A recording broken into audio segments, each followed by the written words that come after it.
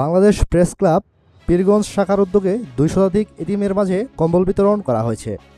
রংপুর থেকে আবুল হোসেনের পাঠানো তথ্য ও ভিডিও চিত্রে থাকছে বিস্তারিত। অভিযান নিউজ টিভির সাথে আছি আমি তৌফিক হাসান।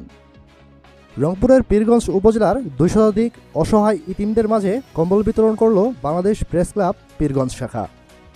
উপজেলার বেসরকারি ইতিমখানা ও হাফিজিয়া মাদ্রাসায় কুরআন পড়ুয়া ইতিম ছাত্রদের মাঝে আজ ৫ জানুয়ারি রবিবার দুপুর ২ ঘটিকায় প্রেস ক্লাব হলরুমে কম্বল বিতরণ করা হয়।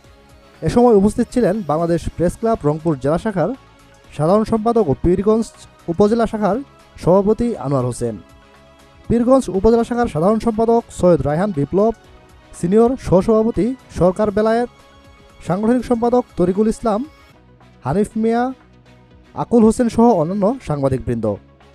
এতিমদের মাঝে কম্বল বিতরণ শেষে দেশ ও জাতির কল্যাণের বিশেষ দোয়া ও মোনাজাত করা হয়।